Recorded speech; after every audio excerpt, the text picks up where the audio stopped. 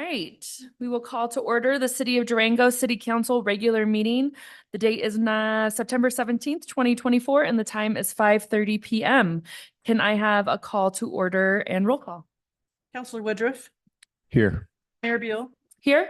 Mayor Pro Tem Yazzie, Here. Counselor Youssef, Here. Counselor Bosman's. Present. Item 1.1, reading of the Indigenous Land Acknowledgement.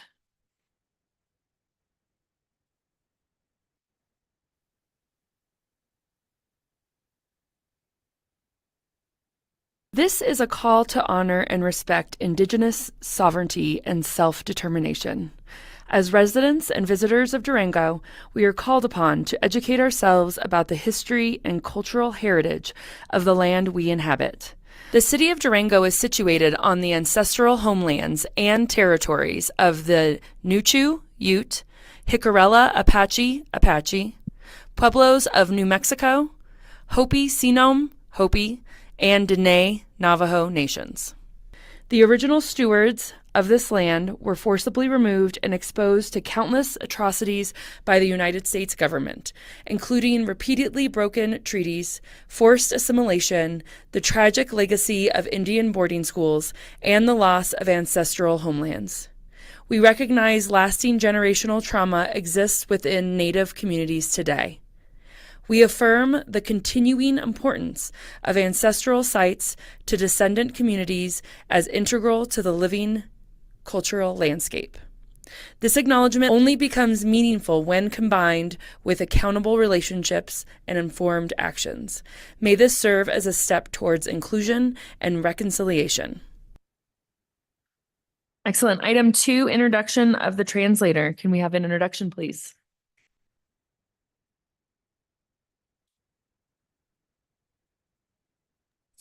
Mayor, we don't have the translator on yet, so I apologize for that. I'll reach out to them now.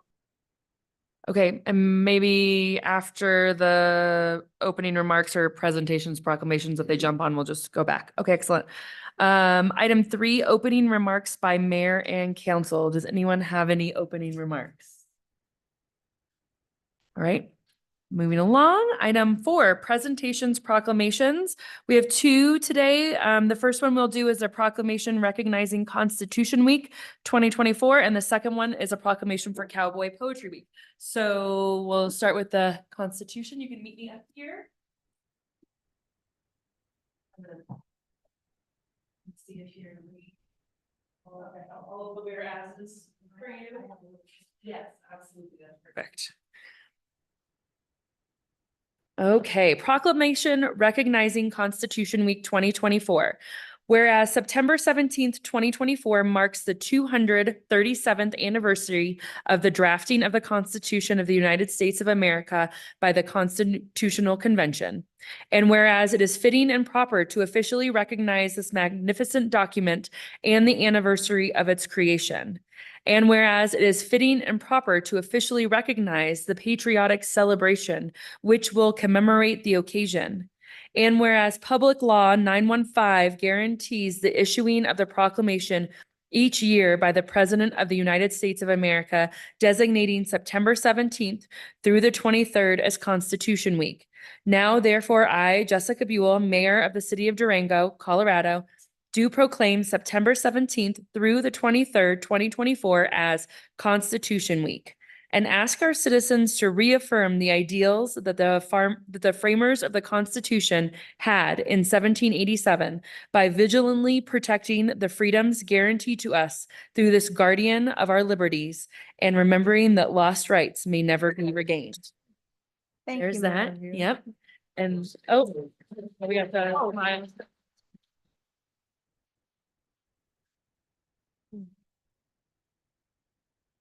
Would you please take one with my camera for our newsletter?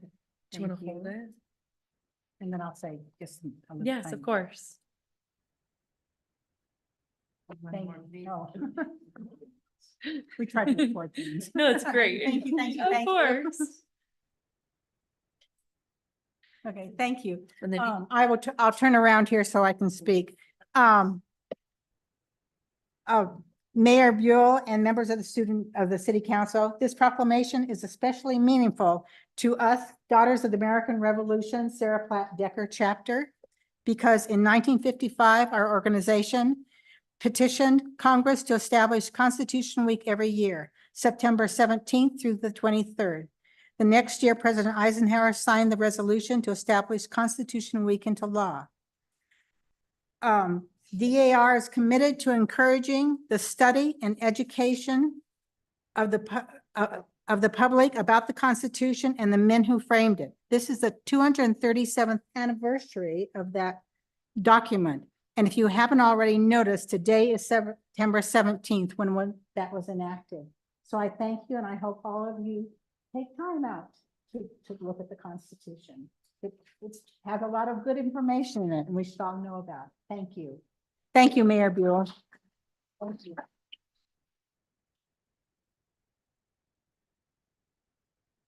Counselor Woodruff and I actually participated in Mountain Middle School Civics Day today because it's Constitution Day. And State Representative Barb McLaughlin and I presented to 6th and 7th graders, and Counselor Woodruff presented to 8th graders when I had to run off to City Council office hours. At all the area libraries. Yeah, it was such a great event. But yes, of course. Okay, Cowboy Poetry Gathering. You want to come on up? Which side do you want to talk? Wherever you want to stand, I know, I feel like I should talk to them and you guys, but the thing's here and here we are. So, okay. Proclamation celebrating Durango Cowboy Gathering. Whereas the Durango Cowboy Gathering, established in 1989, celebrates the rich heritage, culture, and history of the American West, particularly that of cowboys and the rural community. And whereas the gathering is a unique event that promotes the preservation of Western storytelling, cowboy poetry, and music, fostering a sense of identity and pride for the region's cultural history. And whereas the Durango Cowboy Gathering serves as an important platform for artists, poets, musicians, and performers to showcase their talents, contributing to the vibrancy and diversity of La Plata County's cultural landscape. And whereas the gathering draws visitors from around the world, bolstering the local economy through tourism, benefiting local businesses, hotels, restaurants, and other community service. And whereas the Durango Cowboy Gathering also fosters community involvement by encouraging volunteerism and collaboration among local residents, businesses, and organization, both rural and urban. Now, therefore, Jessica Buell, Mayor of Durango, Colorado, jointly with Matt Salka, Chair of the La Plata County Board of County Commissioners, do hereby acknowledge and support the continued success of the Durango Cowboy Gathering in its mission to celebrate and preserve the Western way of life. Here's this. We're gonna get a photo. Yep.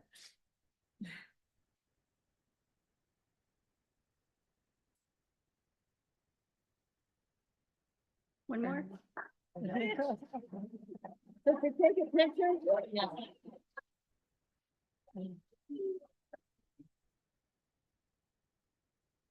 Perfect, thank you. That's for you. And you can say a few words. All right. I'm a shorty. On behalf of the Durango Cowboy Gathering, it's a real honor to receive this proclamation from City Council tonight. We appreciate council recognizing the importance and the value of the Cowboy Gathering's mission to celebrate and perpetuate the rich Western history and culture in Durango and in Southwest Colorado. And we hope that you all will join us in just about 2 weeks for the gathering. We have lots of fun, new events going on, and we just hope that you'll all be there. So thank you so much. I just want to say you honestly have no idea how hard your staff from top to bottom have worked on this, and it's just so fulfilling. So thank you.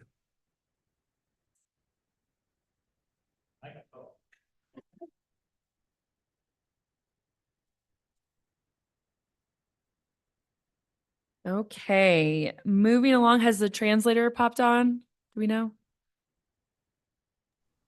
No, Mayor. Okay. Next up is city manager updates. No updates this evening. Great. And then committee, board, and liaison reports. You want to start us And off, I just, Counselor I just Woodruff? love kicking these off. Do it. I had the privilege of going to the Chamber of Commerce board meeting this morning. We did a lengthy debrief on the downtown's next step forum that was held in August. And the chamber was looking forward to getting good input and the city working with local businesses on the program's future. So it was really good to kind of hear a little bit of that debrief and good to hear the chamber's perspective of how that all went.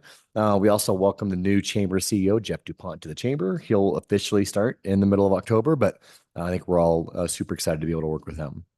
As you alluded to earlier, I was at the Mountain Middle School Civics Day today, so got to talk with our local Mountain Middle 8th graders about civics and public engagement and how they can get involved and kind of what our roles as city councilors were. So it was really good to be a part of those conversations and getting that next generation civically engaged.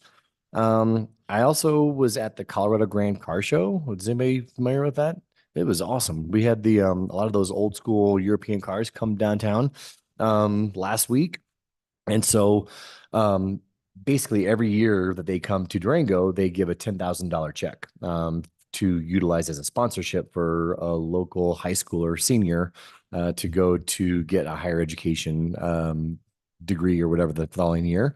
And so the Elks Lodge is who received that check, but then I'm on that sponsorship committee or the scholarship committee to help them decide on an appropriate applicant to pick a recipient. So super excited about that coming up. And lastly, I was able to join in the Southern Ute Tribal Fair and Parade last weekend, not last weekend, but the weekend before, September 7th. So yeah, I took my two kids, 10 and 8, to the Ignacio to go be part of the tribal fair, and they get to throw a bunch of candy out, and I got to go meet the residents of Ignacio and had a really good time. So just wanted to say thanks to the Southern Ute tribe for inviting Durango City Council and let me be a representative. So thanks.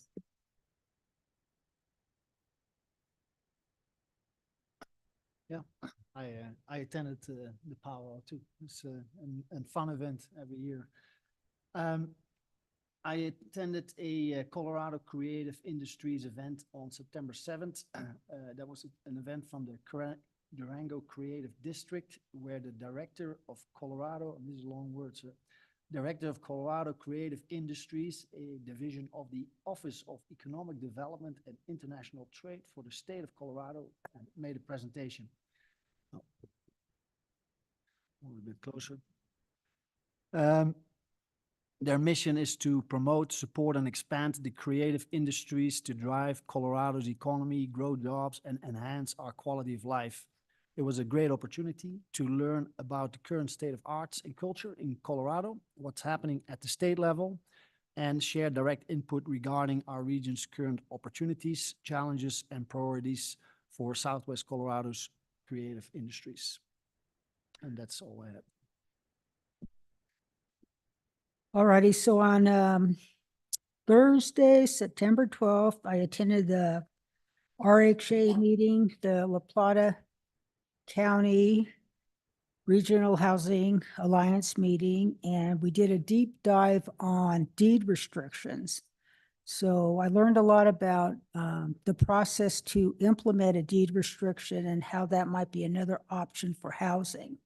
But the real reason that I think this is important is because we're doing a housing needs assessment survey. So if you go to the Regional Housing Alliance of La Plata County, which is the RHA, which the city of Durango, Bayfield, Ignacio, and the county are all part of, you can take a housing survey, because this will really be beneficial to all of us to see what our needs are in the future. And even if you don't take it, maybe ask somebody that you know to take it. Alrighty, then on Friday, September 30th, I did the Oxbow groundbreaking, and I'd like to thank the Waters family for donating such a beautiful piece of land there, right up there at the end of the road between the rivers there, and it's just awesome. It's quite a walk to get out there. It takes about 20 minutes, but once you get there, it's really worth it. It's just beautiful. And I'm always so grateful to all the families and people in southwestern Colorado that donate all this open space to the city of Durango so we can create beautiful places for all our residents and visitors to go. So thank you again. And then yesterday, September 16th, from 7:30 to 8 a.m. in the morning, I attended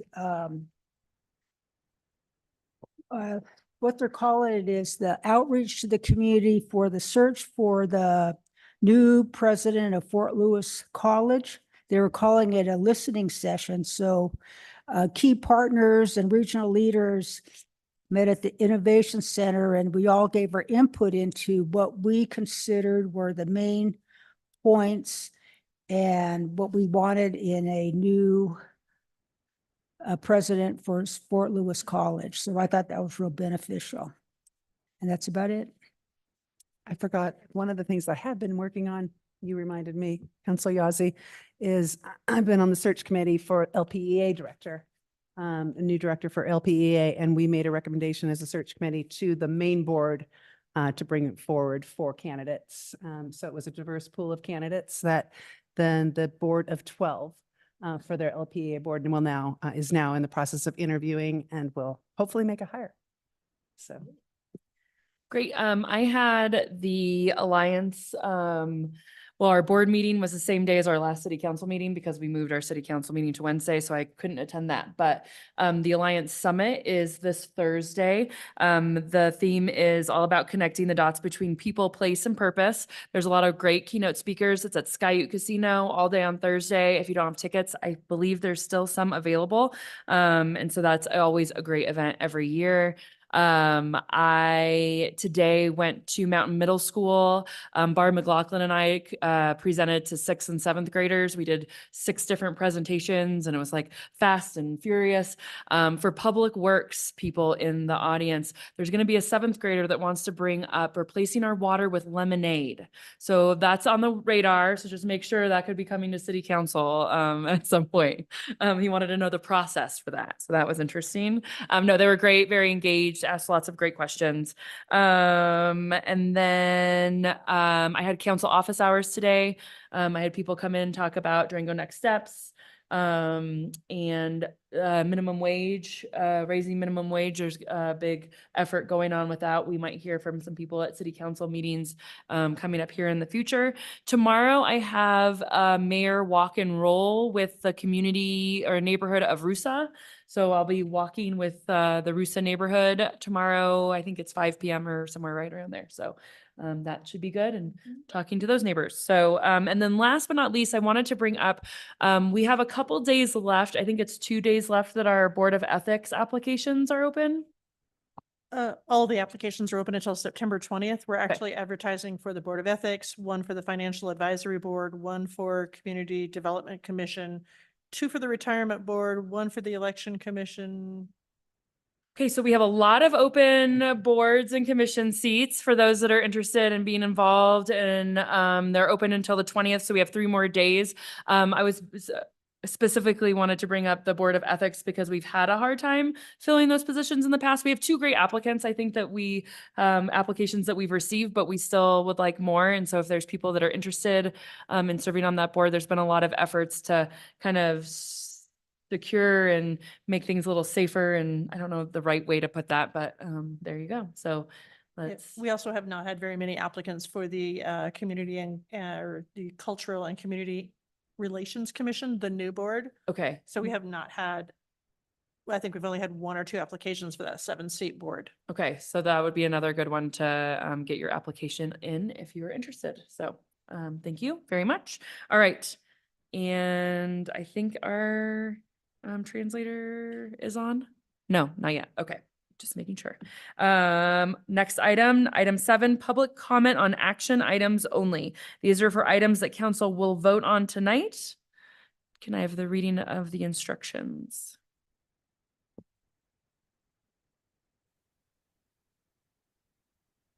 Public comment is encouraged on agenda items set for consideration and a vote by the council tonight. Public comments on items not set for consideration by the council come later in the meeting. Please note, you must sign up prior to the mayor calling the item on the agenda. Signing up after the item is called will result in your name not being called to speak. Please begin your comments by stating the agenda item set for a vote you intend to speak on, your full name, and if you are a resident of the City of Durango. Make your comments directly to the council. Do not expect a response from the council or staff. Comments are limited to 3 minutes per person, unless modified by the council. Unused time is not transferable to other speakers. Comments must be specific to the item you identified when you began your comments. Profanity, hate speech, personally derogatory remarks, speech unrelated to the item you identified, or other speech that is disruptive to the meeting will be ruled out of order by the chair, and any remaining time will be forfeited by the speaker. Exceeding the time limit infringes on the rights of others and is out of order. Only a majority vote of the council can modify time limits. We currently have 5 people signed up, Mayor. The first would be Doug McCarthy.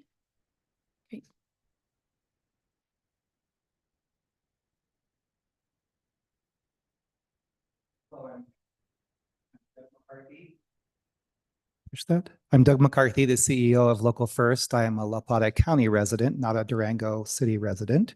Local First is an alliance of 250 locally owned independent businesses and nonprofit organizations located in La Plata County who are building an economy that values people, planet, and prosperity for all. We want to let you know that we support the proposed resolution to complete the design phase and pilot project for the Durango Next Step project and to gather a more comprehensive overview of its costs, benefits, and impacts before moving forward on construction.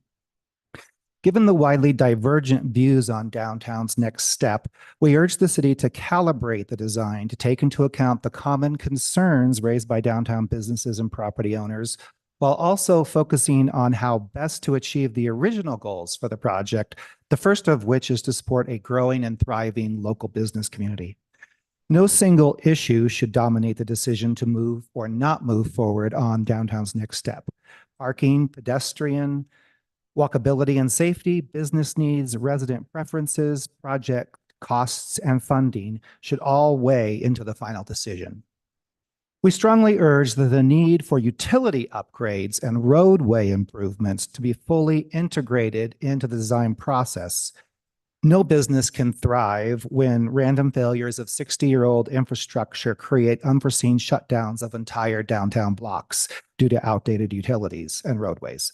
Since these upgrades must be done in the coming years, it would be prudent to leverage the opportunity to improve downtown walkability and safety at the same time and complete any work proactively during non-peak seasons of the year. Finally, we urge the city to develop specific plans to mitigate the impacts of construction and reduce business disruption. For example, by including a sales tax holiday in the project cost, working with nonprofit organizations to support businesses throughout any construction, and marketing downtown businesses for extra support by residents. In this way, downtown businesses and property owners can plan to not just survive, but thrive beyond the pain of any construction. Thank you. Thank you. The next person who has signed up is Linda Mannix.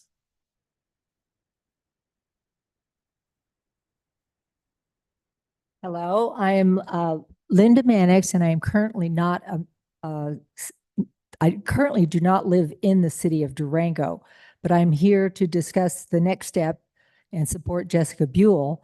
I lived the first 30 years of my life in the Boulevard neighborhood in Durango. I worked at Old Timers, Orrhouse, Strader Hotel, The Train. I was the director of sales and marketing at the Doubletree Hotel. It was the Red Lion then at that point. And in 2017, the Durango Chamber of Commerce picked me as Citizen of the Year.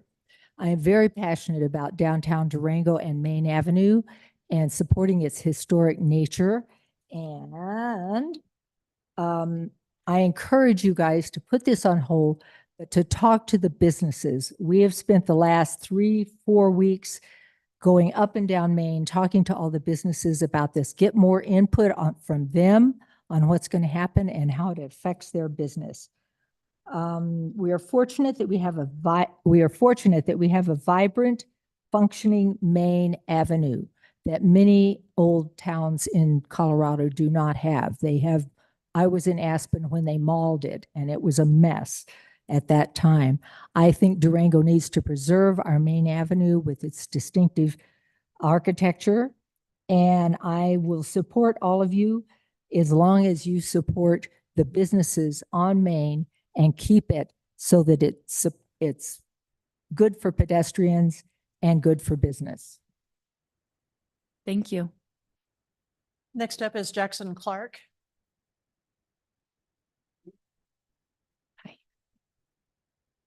Good evening.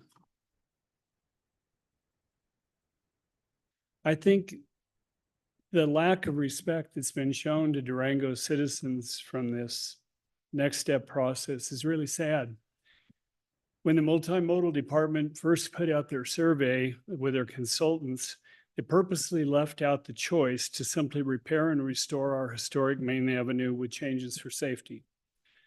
What that said to the people of Durango is we had the right to vote, but only for those things that the multimodal people wanted us to vote for. It's kind of like a Venezuelan election. That was really dishonest. The multimodal people held meetings to promote the plan, but these weren't meetings where they really were interested in hearing input. In fact, they've cut that off a lot of times. They've been zealous in their determination to railroad this project through. The city transportation director in a council meeting recently claimed that widespread support existed for the project and some minor opposition, and no one questioned that. The Business Improvement District asked for you to postpone the installation of the fake sidewalks downtown. And the Herald poll, online poll, was 776 against those sidewalks and 71 for them, but they were installed. The Chamber Forum was the first chance in 3 years that people had a chance to voice their opinions in a public forum, for and against the project. The planners talked. At the end, 67% of the attendees voted against Next Step. 9% were strongly for it. Members of the Business Improvement District in a second survey the next week to make sure they got it right, again voted against it. We have signatures from 150 Durango businesses that oppose the plan. The Historical Society is opposed to it. We have signatures from 500 residents that oppose this plan. And we have done little to get those. People have come looking for places to sign those petitions. What is it going to take to convince this council that this is not something the people of Durango want? Who do you represent? Delaying this project for 2 years is not really an answer. There's not a lot of sense in spending $2 million or $1 million in studies just to find out what it'll cost, because it doesn't matter what it'll cost. People do not want it. It's time for the council to draw a line and let this go over. Get it done. No one in this council, no one in this audience, no one in this community or the city manager's office wants another fire station fiasco. I really ask you to seriously consider drawing a line here and let's get rid of this project. Let's make Main Street a safe place and a good place and a vibrant business community. Thank you. Next up is Sharon Taylor. Excuse me, before we start, I think we have a translator here, or we did for a second, and now they're possibly gone. Sorry. Sharon. We're gonna go. Come on up. Thank you for allowing me to speak. I'm Sharon. I'm the owner of Tippy Canoe. I'm up here to speak because I care and I talk and I listen to businesses and locals and visitors. And I try to have an open mind on this next steps. Thank you for taking the step, taking the step of postponement of the next steps last meeting. This shows you're listening. It makes a lot of people have more faith that you're paying attention to our concerns of our business owners and citizens of the town that we all love. I sent you an email last week, as Jackson referred to, it had 155 signatures from businesses. I have another one here. I copied them for you. There's 500 plus, okay? I do have a piece of history to tell you. Charlie and Lorraine Taylor arrived here in 1966. Their truck actually broke down on Main. They set up shop, okay? And Lorraine would tell me the story. Do you know in 1966, the businesses only opened when the train ran? Look how far we have come, guys. Can you imagine only opening when the train ran? And they had issues, but they turned it into a beautiful town and we got where we are today. Times are not that simple anymore. We all want what's best for Durango. The town has always relied on parking. It's a chain reaction for customers. They go to Durango Diner. They go to Maria's. They come to Tippecanoe. They go put their packages in the car. They go to lunch. They go back and they shop. They find a parking place right away. They think, oh, it's my lucky day. I found a parking place in downtown. Okay, it's instant gratification. Parking is vital to the success of downtown businesses. Without parking, the town will die a slow death. Please consider these questions and options. Parking matters. It's the lifeline for downtown. The parking survey included parking meters from all over downtown area with a meter, but not all these areas are in the heart of downtown. So really, we do have a parking problem. People want to park where we shop. An overwhelming majority of merchants oppose this plan along with bid. We need our parking back, which has not been solved or solutions offered. Instead, parking has been decreased for the last few years and more being taken away with the current plan. Safety concerns and finding middle ground on bump outs and bulb outs and sidewalks is still a major issue, which needs to be addressed. You have a grant. I know you want to use this grant to finish the engineering and design. Let's consider sitting back down at the table one more time and figure out these issues before we go on and get it correct. We can come together and keep Durango great. You have shown this by your action for postponement last meeting and the vote this week. Hope you will continue to show your concern by addressing these issues before continuing down this path. Listening to our issues about parking in the streets and the sidewalks and safety and the history of Durango. We know we need infrastructure, water, sewer replacement. It's a no-brainer, guys. We all know that. There are questions out there on these issues that haven't been solved. It's like sensory overload. Let's work on the important items and work through the rest together, and we can grow together. This way, both sides win, and we don't divide. Thank you. Thank you. And the last person on my list is Sweetie Marbury.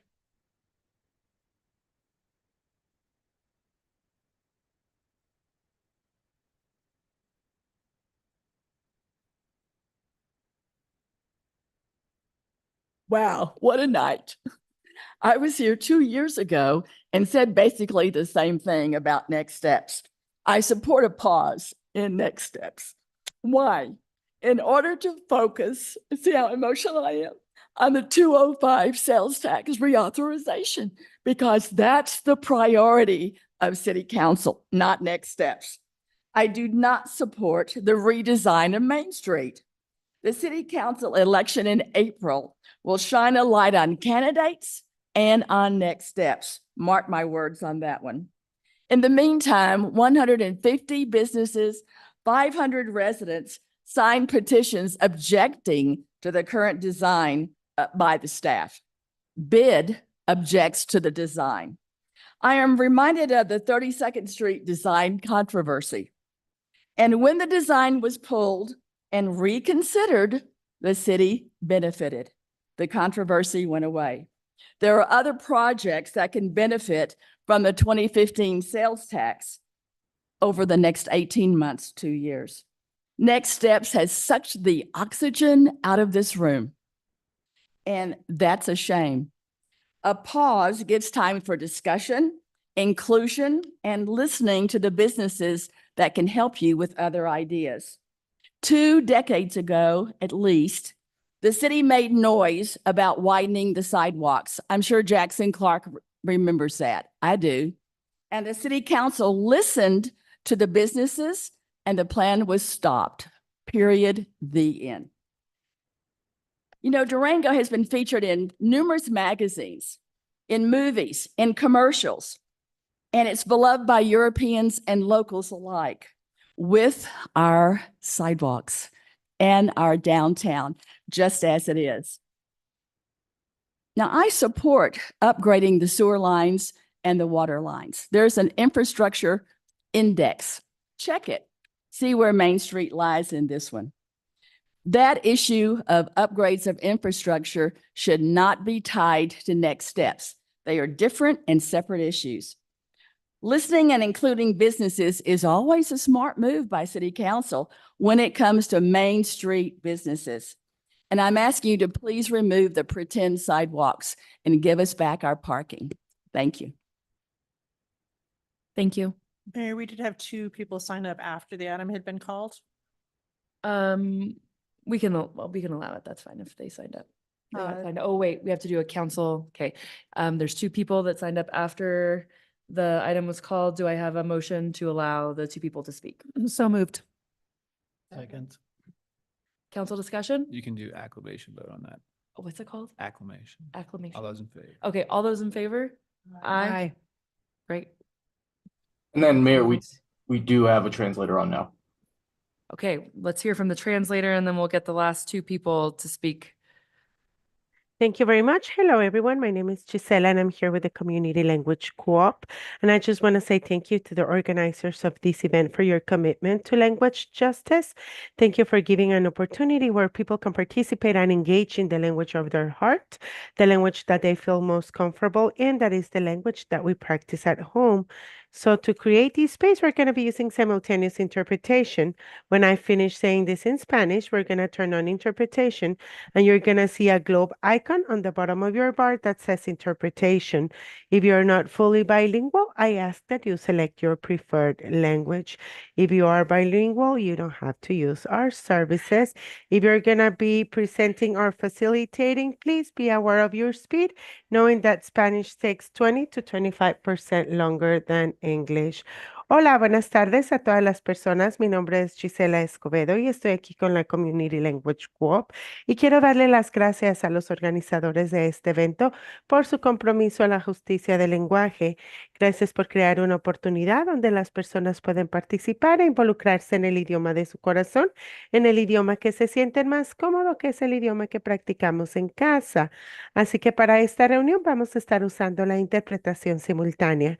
Cuando termine de decir esto, van a aprender interpretación y usted va a seleccionar su idioma preferido. Va a haber un icono de un globo en la barra de abajo de su pantalla que dice interpretación. Si estás con nosotros desde tu teléfono o una tableta, vienen tres puntitos que dice más o more. Le das un clic y luego seleccionas tu idioma. Si vas a hablar o presentar, por favor, sé consciente de tu velocidad. Muchas gracias. Thank you very much. You can go ahead and turn on interpretation. Thank you. We have the next. Tim Walsworth is online.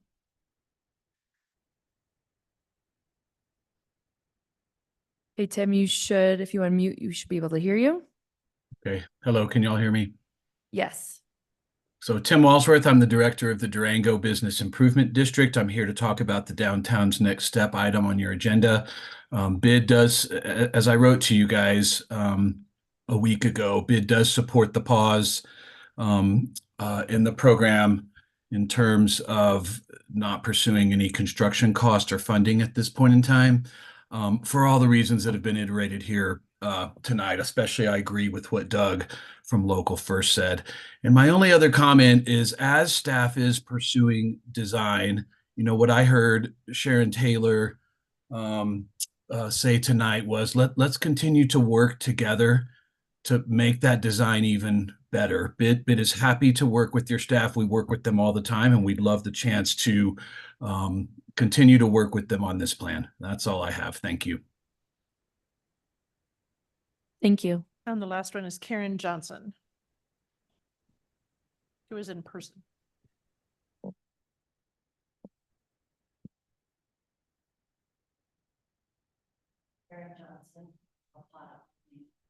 I appreciate you letting me speak after I was late, so thank you.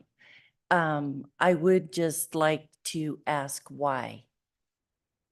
Why would you go forward with funding and finishing a design that that the majority of people have spoken they do not want? We don't want downtown changed. We don't want anything different than what we have. Please, I just would like to know why. Why? would funding be used for that? And I appreciate you pausing, but now we need to free up the sidewalks for Durango Cowboy Week. We do. We need the parking, we need the sidewalks. We need it as is, please. Thank you for your time. Thank you. That concludes the list. Okay. Moving on to item 8, the consent agenda. Can I have a reading of the consent agenda? 8.1 is approval of minutes. There are no items under that section. 8.2 is final reading of ordinances. The first is a final reading of ordinance 2024-14, authorizing the leasing of city-owned property located at 1917 East 3rd Avenue to Head Start Durango 4C Council Tri-County Head Start Program. 8.2 is final reading of ordinance 2024-15 for an easement for La Plata County to provide fiber utility service to the La Plata County Health Department at 185 Subtle Street. 8.3 is final reading of ordinance 2024-16, amending in pertinent part the Durango Code of Ordinances, Chapter 17, offenses, Article 5, offenses relating to fraud, Section 17-76, obtaining goods and services or money under false pretenses.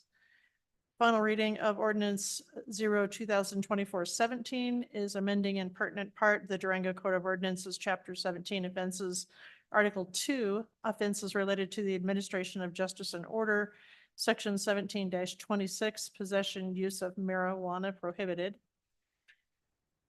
Next is final reading of ordinance 2024-18, amending in pertinent part the Durango Code of Ordinances, Chapter 13, licenses and business regulations, Article 1, general business licenses, Section 13-4, denial.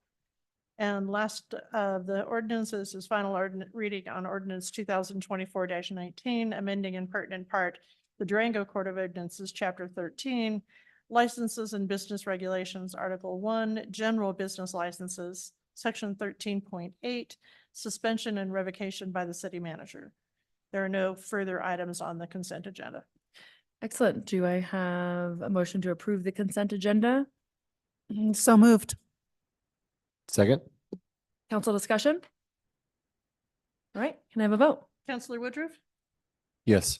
Mayor Pro Tem Yazzie, Yes. Councillor Bosman's, Yes. Mayor Beal, Yes. Councillor Youssef. Yes. Moving along, item 10, public hearings. There's no items under public hearings. Item 11, resolutions. Item 11.1, a resolution to amend the city's operating and capital budget submitted by finance. We have Devin Schmidt.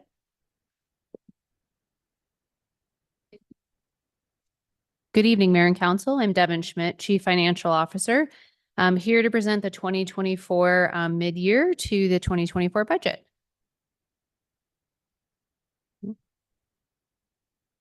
Okay, great.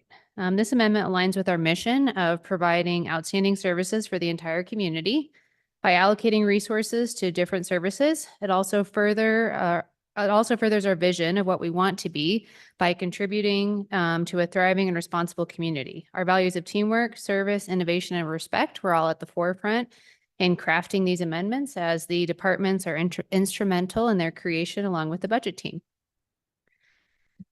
So key areas of this request, this includes several unanticipated budget adjustments for 2024.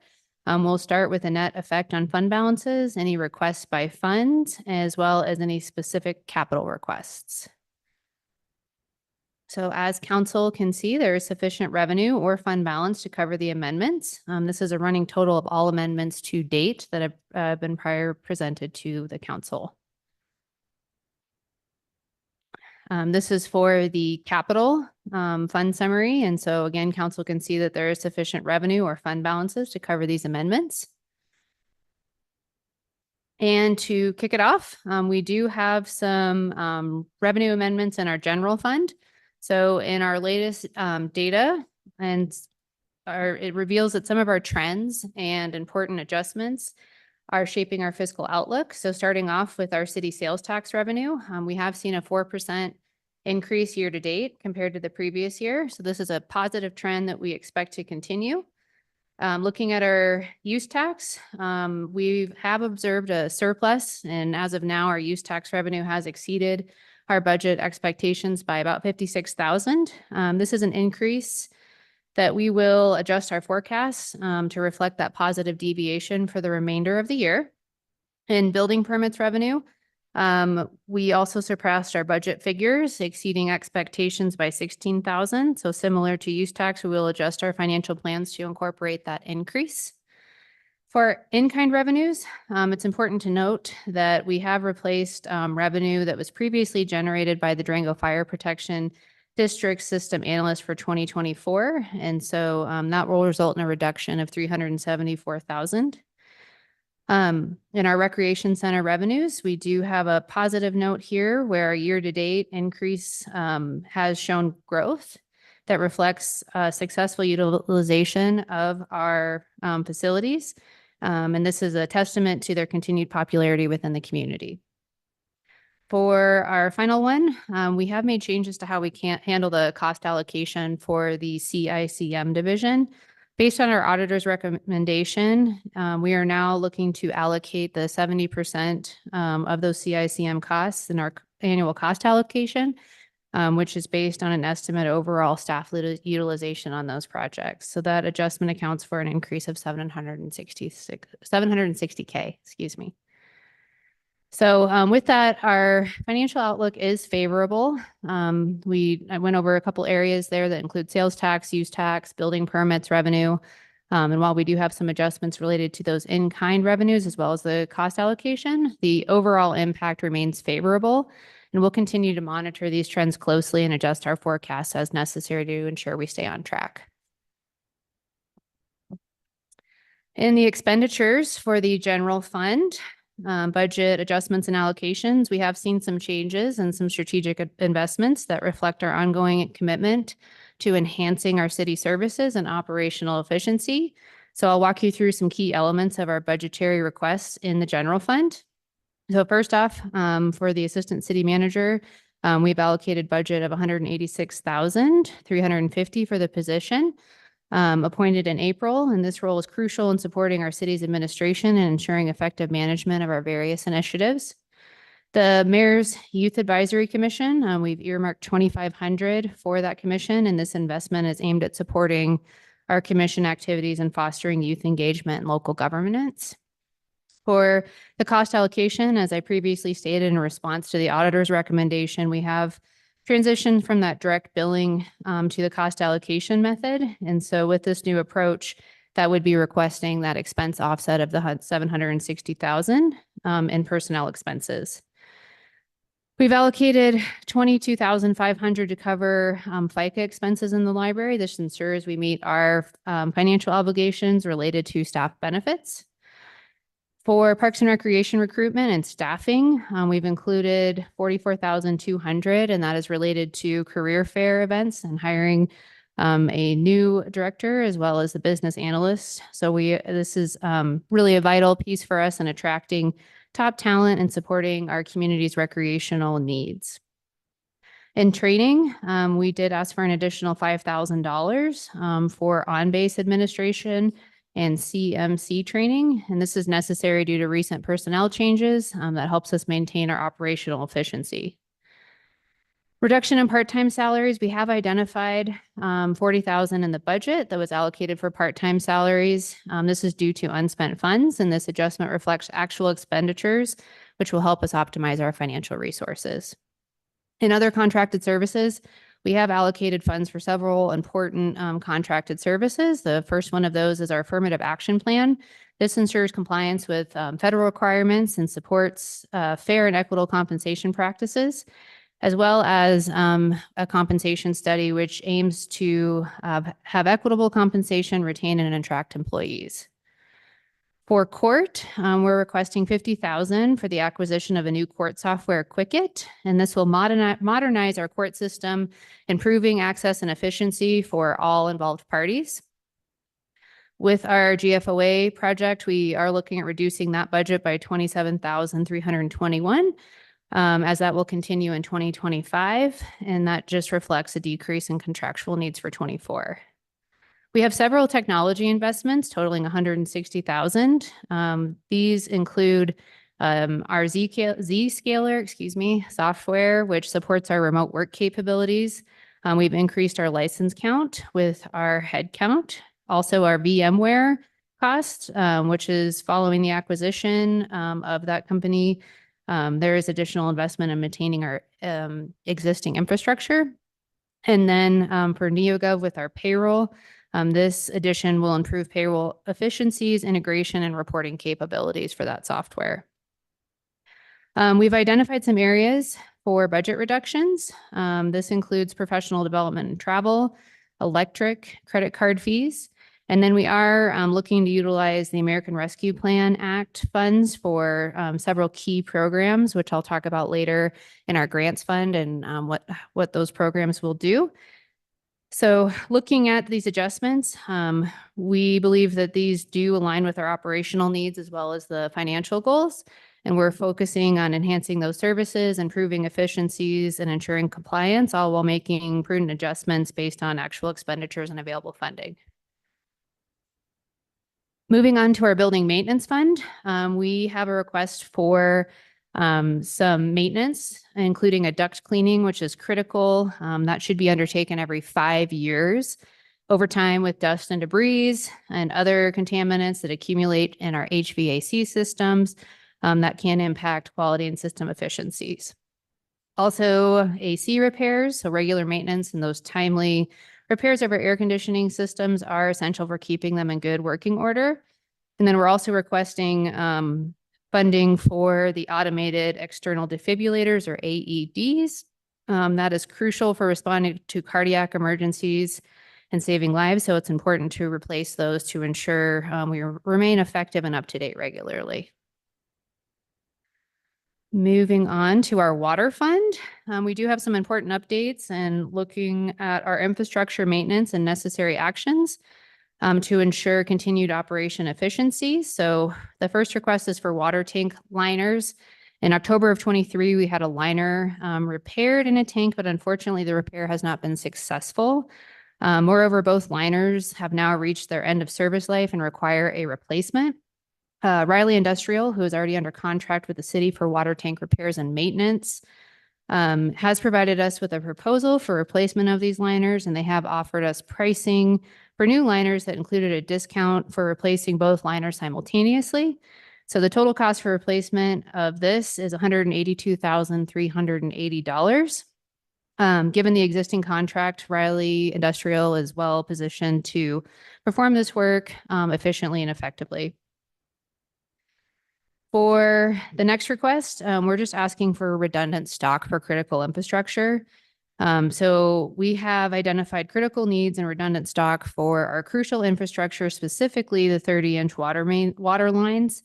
Maintaining stock helps us and is vital for minimizing downtime to ensure that we're able to quickly make repairs in emergencies. So we are proposing a budget adjustment of $103,000 for that specific item in order to have redundant stock available.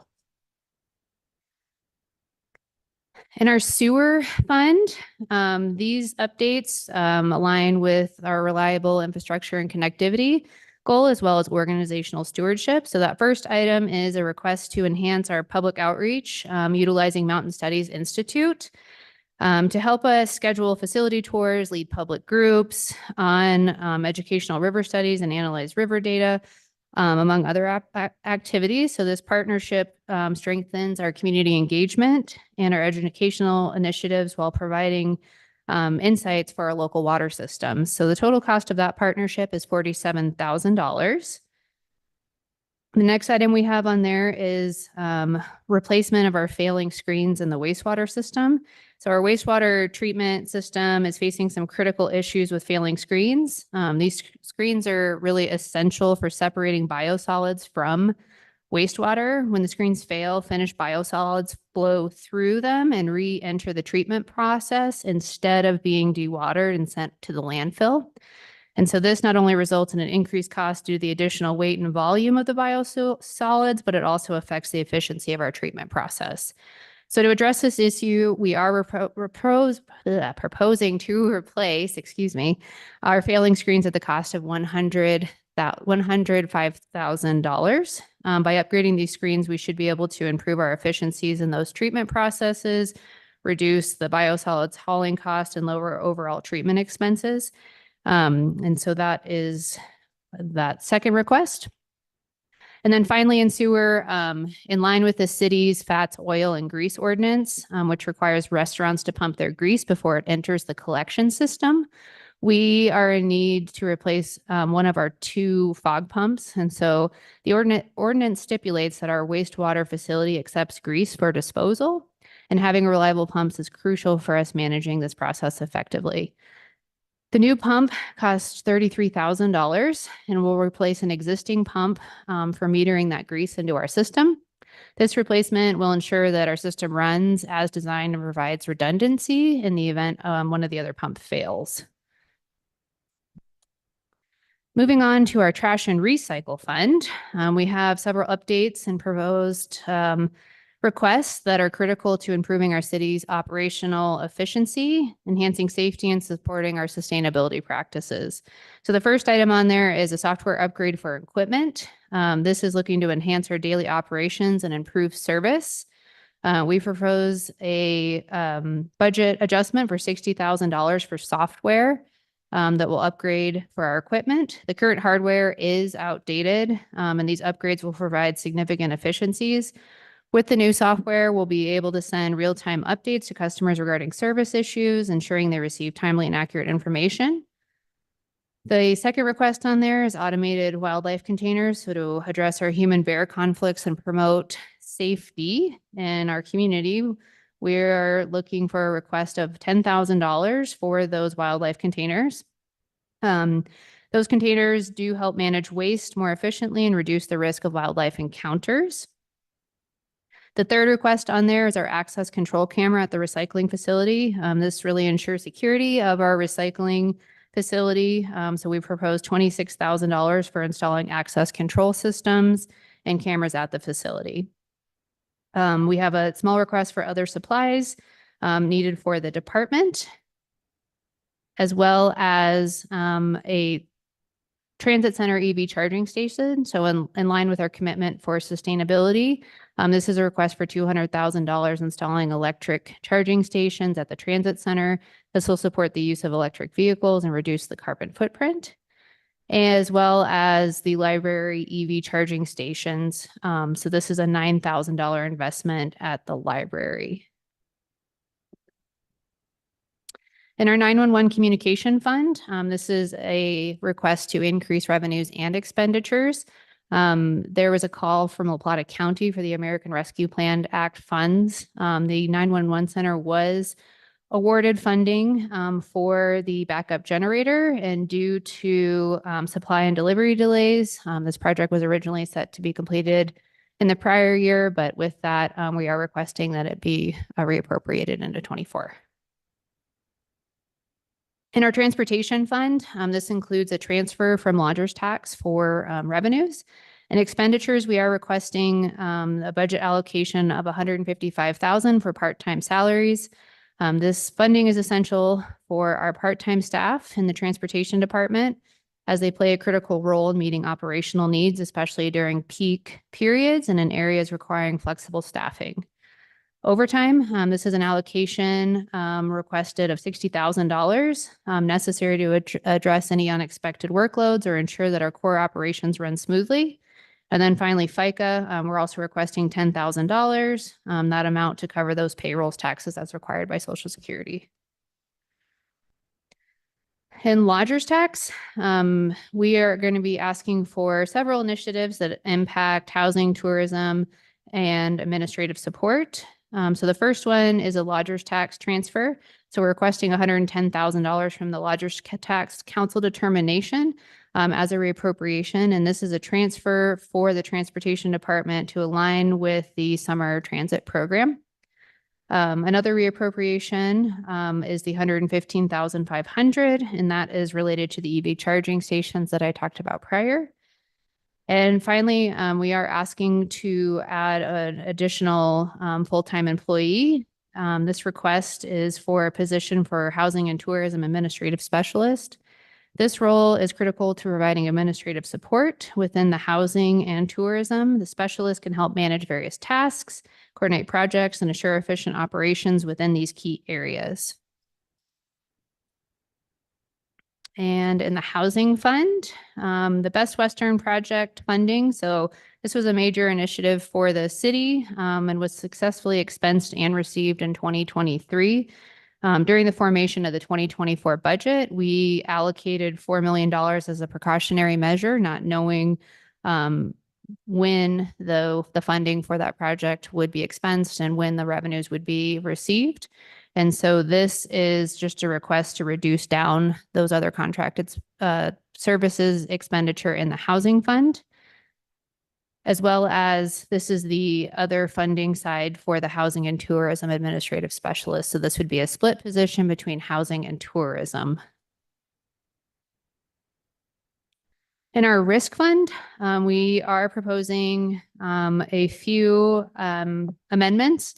So first, our risk manager has been making some significant strides in improving our training programs to proactively address and reduce incidents that can lead to insurance claims. And so the areas that we are asking for additional funding in the total amount of $45,750 is confined space training. So that ensures that our staff is well trained at safely working in confined spaces. Trenching and fall prevention, which provides essential training to prevent accidents related to trenching and falls, as well as lockout, tagout procedures training. This ensures safety during maintenance and repair work. In addition, we do have funding there for claim settlement and allocating funds to manage and settle legal claims. So those are our items in the risk fund. And moving on to our grant fund. In our revenue, so you'll see that these are balancing requests here. So we do have a grant to help fund the new specialty court. So the city received a grant in the amount of $42,789, specifically designated to support the establishment of a specialty court. This funding will be instrumental in developing an operating court aimed at addressing specialized cases and improving judicial outcomes. We also have a grant from the Department of Local Affairs for the Economic Alliance, $55,000. This will help bolster Economic Alliance initiatives. And then in the revenue, you will see a request for deferred revenue recognition for our American Rescue Plan Act grant. And this funding will be used to support various ongoing projects that align with the ARPA requirements. And so the plan would be to utilize $285,821 for game time expenditures, as well as for our food tax rebate program, which provides rebates to the community members to alleviate impacts of food-related taxes, as well as our utility refund program. That would be $13,868, which this program does offer reimbursement for eligible residents and businesses for utility costs. And then finally, for our core services program, the core services program is crucial for our policing services and ensuring community policing and mental health support in that. Moving on to a few capital requests. So in our capital improvement projects, with their associated timelines and costs, we are looking to reduce the ADA improvement project down for the amount for the design work that we are completing in 2024. The total project cost is estimated at $5.2 million. With only design occurring in 2024, this request is reducing down that budget with construction to follow in future phases. Durango Mesa Park is a significant multi-phase project, and with the request that we have here, that would be reducing the project down again for design only, as well in our Chapman Hill ski area. So with the winter shutdown that will be coming up here soon, this gives us the opportunity to complete those remaining construction tasks, including a retainage wall in 2025, but also be open and ready and prepared for the upcoming ski season. Schneider Park restroom replacement. This project involves design to be completed in 2024, and the budget initially included some construction work. And so this is looking at reducing that piece down. And then lastly, allocating 25,000 for the Grandview access control. In water fund, this was an item that has been to the Financial Advisory Board. And this request is to replace 3 primary sledge pumps with a smaller appropriately sized pump. This increases treatment efficiency, decreases digester operational issues, and electrical cost. The existing pumps are oversized, causing frequent start and stops, which causes increased electrical cost. And so this request is for $71,000 for the primary sledge pump replacement. For sustainability, I talked about these programs earlier for those transfers of the revenues for the expenditures, but really this is looking at the upgrade of electrical services and installation of additional EV charging stations at the transit center to meet growing demand by tourists and residents. So just with that, I wanted to give you all a future process and kind of where we're at in the budget cycle. So on September 5th, our Financial Advisory Board did review reconciled projects. During this review, we did reconcile various projects to ensure the financial details in alignment with strategic plan. We are at today, which we're presenting the operational and capital budget amendment. And this amendment does incorporate changes based on the revised budget, and that reflects the most current financial data that we have. On October 14th, we will have the budget retreat, which will be a good opportunity for in-depth discussions with the council. During the retreat, we'll review the budget in detail, consider new proposals, and work to include any budgetary priorities. And October 15th, we will also have a request for a public hearing following the retreat. And this is that formal request that will set the stage for public engagement to ensure community feedback is integrated into the budget process. On November 5th, we will have reconciliation of the public hearing. We'll hold reconciliation and the public hearing. And during this event, we'll hear from the public. And November 19th, this will be the first reading of the budget, which is the initial review by the City Council to allow for the formal consideration, and is a crucial step for approval and setting the stage for final adoption. December 3rd, we will proceed, should council approve the budget and the mill levy certification. That really marks the formal approval of the 2025 budget. So with that, I do have a recommendation for council's consideration. Thank you, Devin. Do I have a motion? I move to approve the budget resolution R 2024-48 for the 2024 mid-year budget adjustment for the city of Durango. I'll second. Great. Council discussion. Thank you for the presentation. That was quite a bit of data. I have a couple of questions and comments. The first one is that I find it always very interesting to see, if I'm correct, that the sustainability efforts are funded from the Trash and Recycling Fund. That's correct, yeah. So we see EV charging stations at the transit center and library funded from the Trash and Recycling Fund. Anyway, the Schneider Park restroom replacement design only with the reduction of 400,000. Can you explain $400,000 design only, or am I missing something? Is the total budget different? And So I don't have the figure directly in front of me, but I believe the design was $500,000, and this is reducing that down to $100,000. sorry, I couldn't hear you very well. Oh, I don't have that right in front of me, but I believe if my memory serves me correctly, it was $500,000, and that reduces it down to $100,000. That's a very expensive design for a restroom. The other question I had is the Housing and Tourism Administrative Specialist is funded by the lodgers tax and expensed out of the housing fund. That's correct? So that would actually be a split funded position between lodgers tax and housing. Okay, because there is a line item that says from an expense out of the lodger's tax, Right, so it would be out of lodger's tax and housing. but partially for, or. It which would be a part? split position between those two funds. Okay, interesting. I didn't pick that up on that document. The next question I had is, you have included a lodger's tax council determination, which is basically a part of the lodger's tax that the council can determine at will. A transfer of $110,000 to the Transportation Services Fund.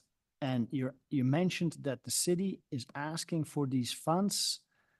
And I was just curious if council should not have a meeting on what uses may be good for the lodger's tax council determination funds versus the city including this directly as an ask in a resolution.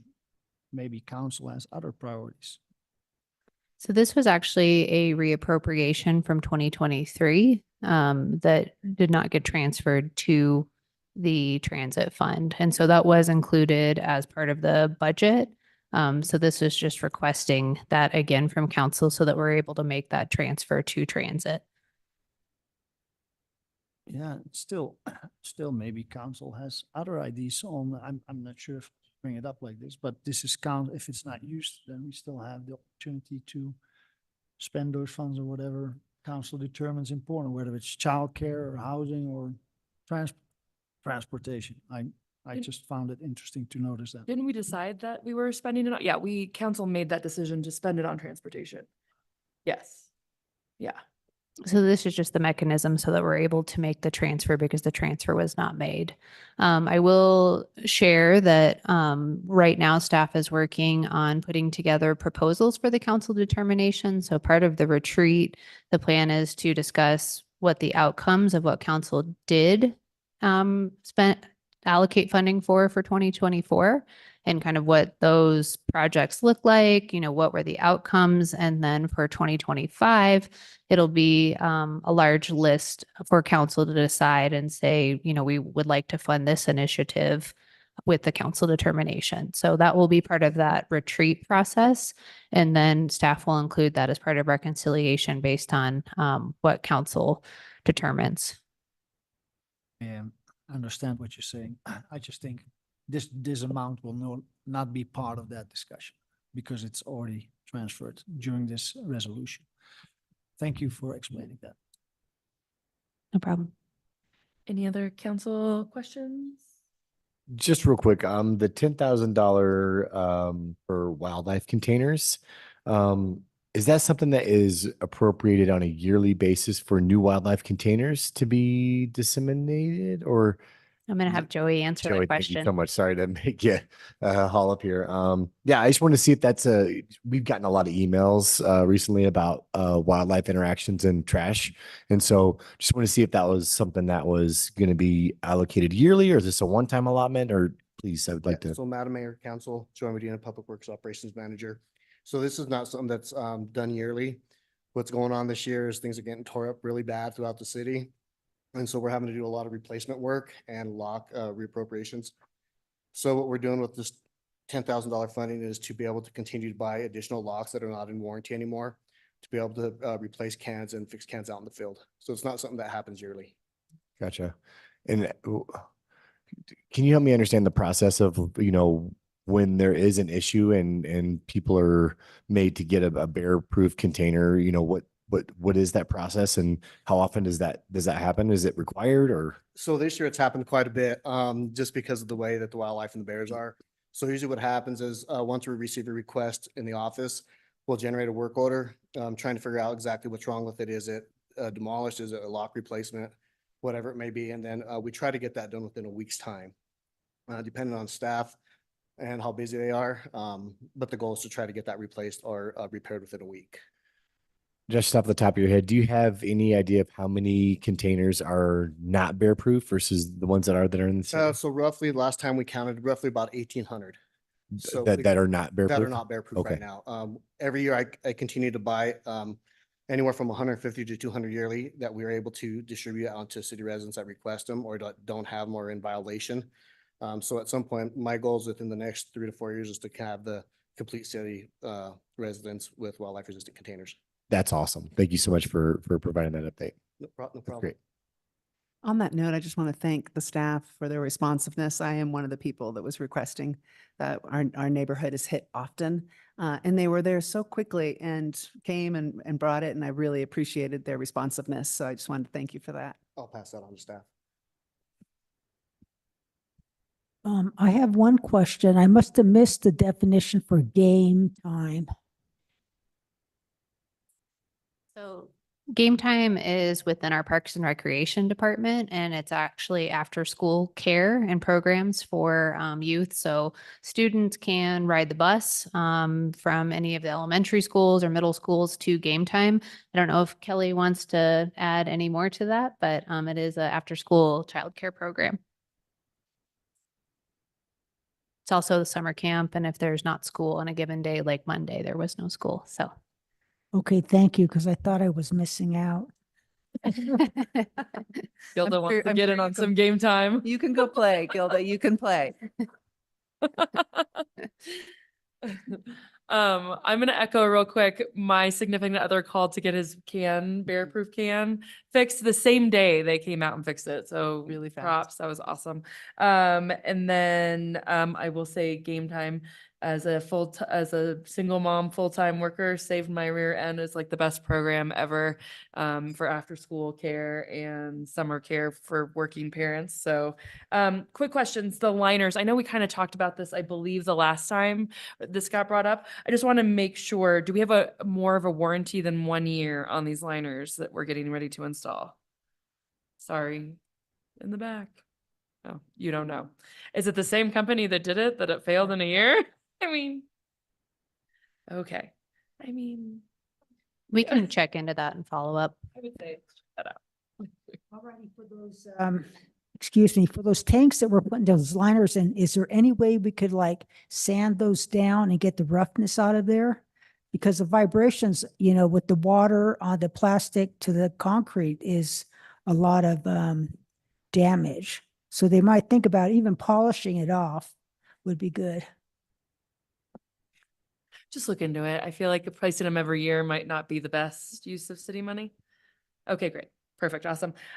Chapman Hill, real quick question. Is Chapman Hill be open this winter or no? It won't. Okay, great. Just making sure.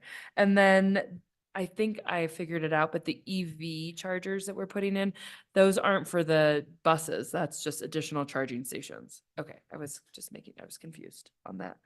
And I think that those were my questions. Anyone else? Good. Okay. Roll call.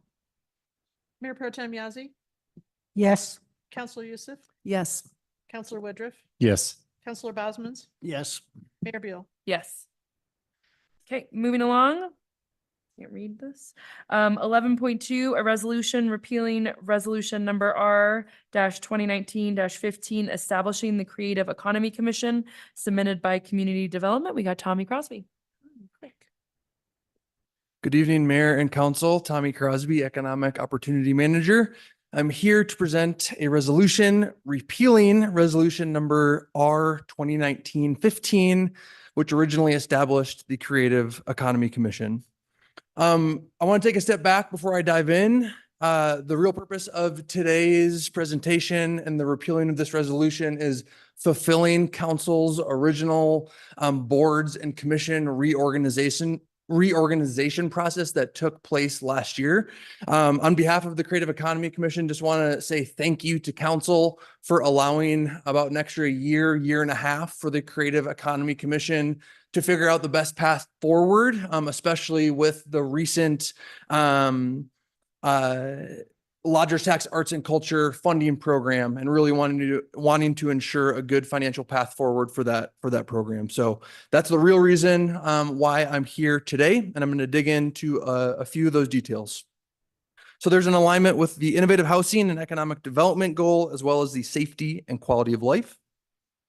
So some of the frequently asked questions that I get when we're talking about sunsetting the Creative Economy Commission are around those common roles and responsibilities. I want to really highlight our community partner, the Durango Creative District, who has stepped up and really taken on a formal umbrella arts and culture role for our community in the last few years. They received certification as a certified creative district through the state of Colorado. The creative industries event that you went to, they were a big partner in that. And this process could not have occurred without the support of the Durango Creative District. So as far as our public art collection and the maintenance of said collection, that's going to remain a responsibility and an asset of the city of Durango. The Lodgers Tax Arts and Culture Funding Program, I'll go into a bit more details on subsequent slides, but that's going to remain a responsibility of the city of Durango. We're going to use a Lodgers Tax Arts and Culture Working Group and yourselves as city council to provide an approval process for that funding. Another arts and culture funding program is called the Durango Creates Grant.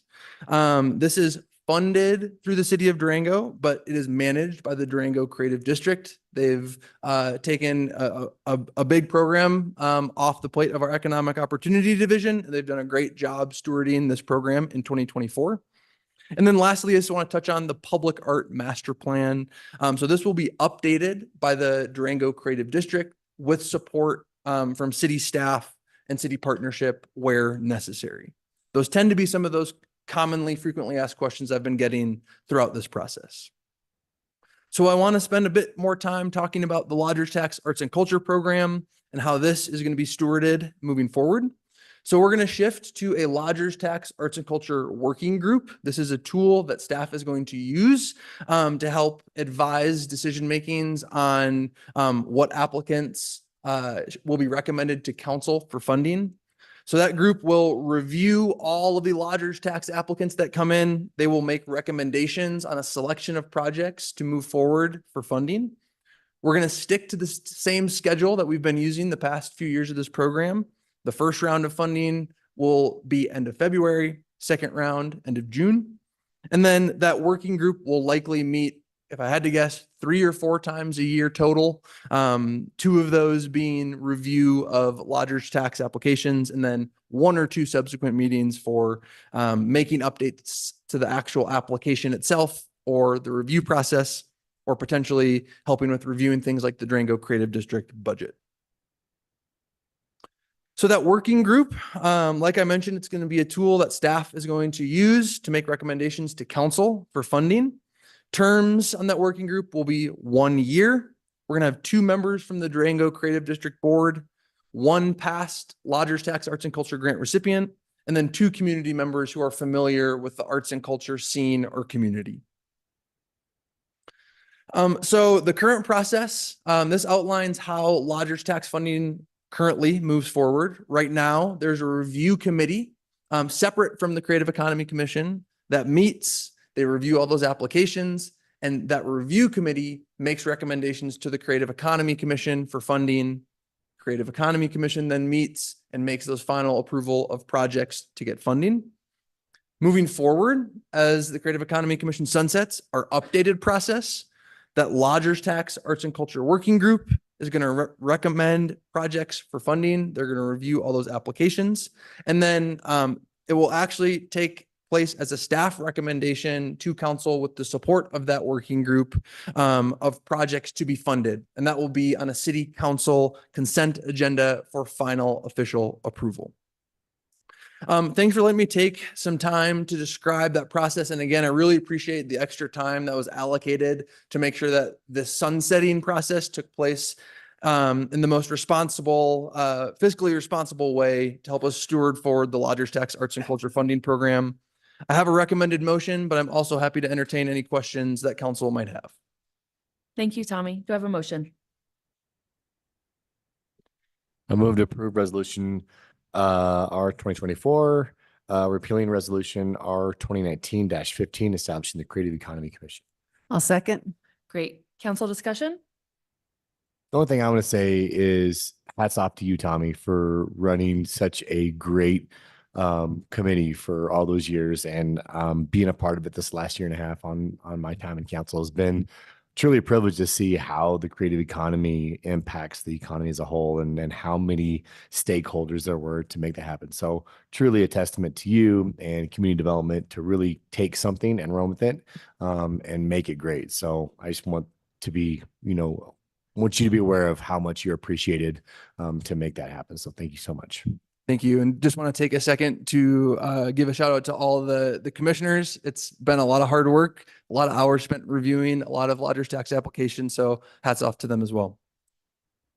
Yeah, that's what I was going to say. I think the first thing would be to, show appreciation for all those people that served on the Creative Economy Commission, as well as yourself, staff, and the Durango Creative District. I think it's successful. Just keep it simple there. I have one question on the working group. How are the members of the working group appointed? Who appoints them? Great question. So I'm going to work in partnership with the executive director of the Durango Creative District. We're going to try to first kind of extend an invitation to some of the past reviewers. Not everyone can commit to those 1-year terms. So we'll work closely with the executive director of the Durango Creative District, as well as Clancy internally at the city of how to best facilitate that recruitment process. We're hoping to start recruitment in the next month or so. Just to summarize, if I understand correctly, so it would be the city staff that makes a final decision on the working group members, but they seek input from the creative district.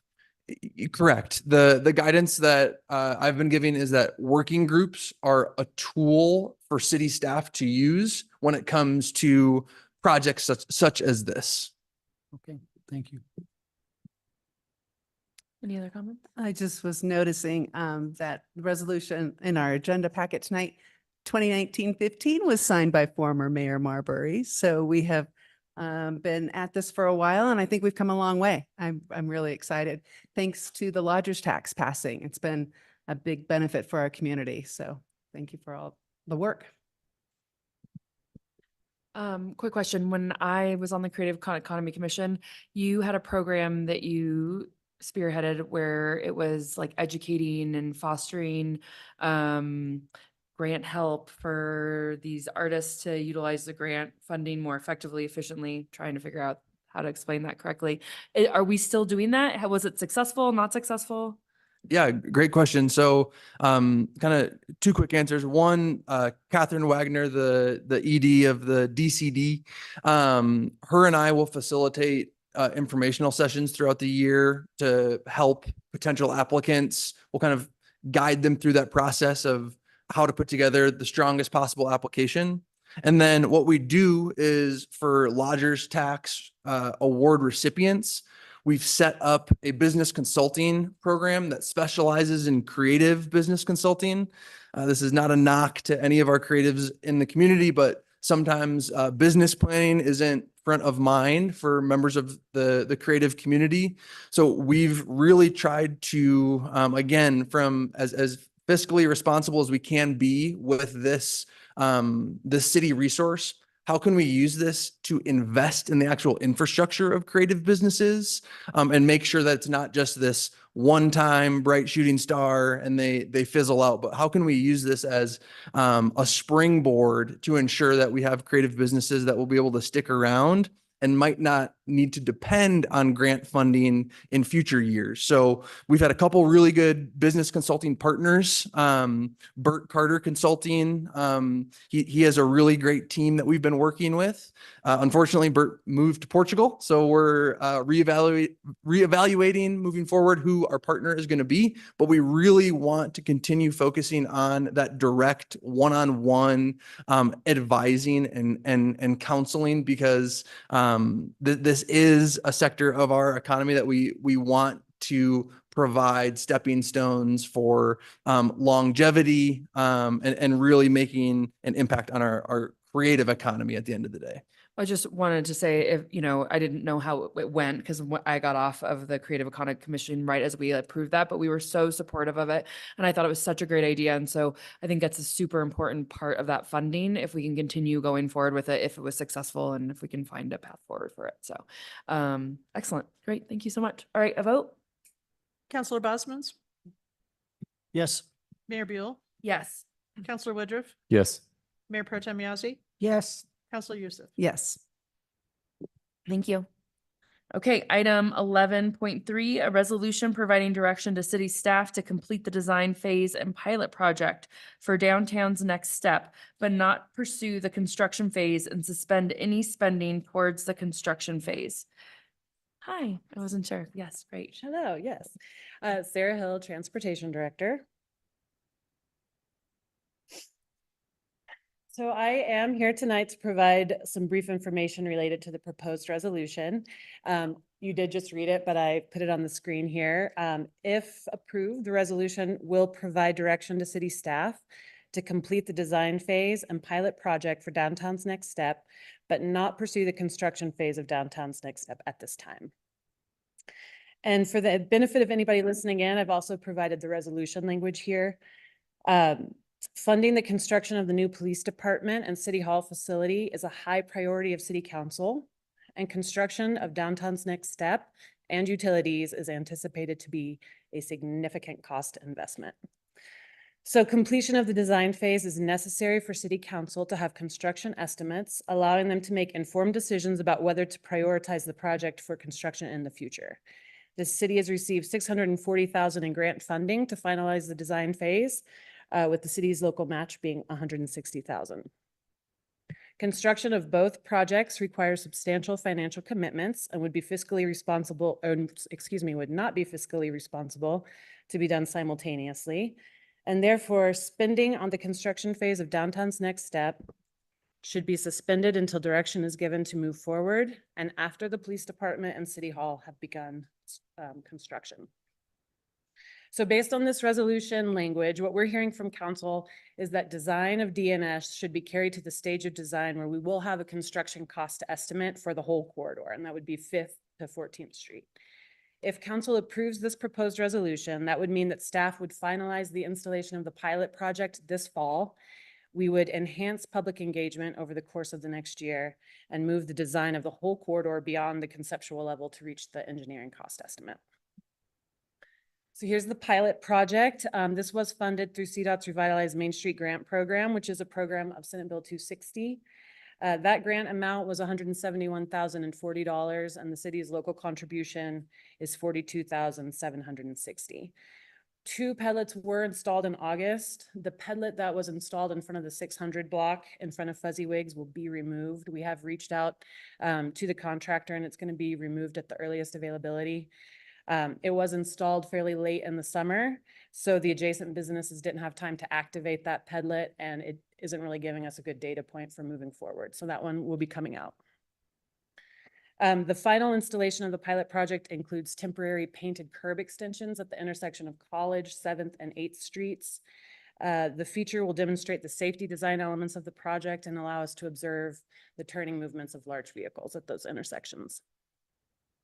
The curb extensions were scheduled to be installed last week, but at the request of BID, on behalf of businesses on the block, we have delayed the installation until after October 5th. So for the design, we'll be incorporating the feedback that we received to this point into the preliminary design plans for the 600 and 700 blocks so that people will be able to see the adjustments that we are making based on requests. Once we've done that, we will slow the design phase down and actually pause any further design work until January of next year when our grant contract is executed. So then in 2025, in compliance with this proposed resolution, we would progress the engineering design for the whole corridor from 5th to 14th. Currently, like I said, we only have the preliminary designs for the 2 blocks. So we would get all the blocks up to that 30% prelim level, working directly with the businesses in each block to get their input. There would be public meetings when the corridor is at that preliminary 30% design level. I'm very grateful for the offers that we have heard tonight to work together and be collaborative, because despite our best efforts, we do continue to hear that people feel that they're not heard in this process. We are going to work to really improve on that and to enhance the community engagement should this project move forward.